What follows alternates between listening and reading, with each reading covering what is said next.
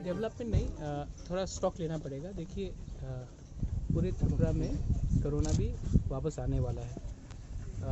2 महीने के बाद एक पैटर्न रहता है कि मलेरिया और मेनिंजाइटिस भी फैलता है, और सबसे ज़्यादा इफेक्ट हमारे तिपरसा लोग, बौरफ लोग ही होते हैं। तो इसके लिए मैं यहाँ हॉस्पिटल में आया था, सब डॉक्टर से बात किया, सबसे अच्छे तरीके से बात किया, समझने का कोशिश किया कि क्या प्रॉब्लम्स है।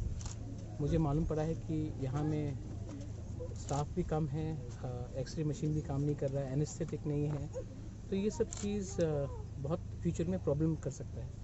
तो मैंने पूरा डिटेल रिपोर्ट मांगा है, और उसके बाद मैं जाकर हमारे सीएम जो हेल्थ मिनिस्टर भी है उनसे बात करूँगा, और एक प्लान दिखाकर जो अगले 3 या 4 महीने के अंदर इस हॉस्पिटल को ठीक तरीके से चलाएं। और एक है कि जो कंडीशन है हमारा नर्सेस का और जो डॉक्टर्स का, वो क्वार्टर्स अगर आपने देखा होगा, उसमें कोई अच्छा डॉक्टर या नर्स यहाँ में आके रहना नहीं चाहेगा। वो कंडीशन बहुत ही ख़राब है। तो उसकी इम्प्रूवमेंट के लिए भी मैंने बात किया है। मेरे संग मेरे CEO थे बोलिंदे वर्मा, मेरे हेल्थ EM भी थे कमल कोलॉय।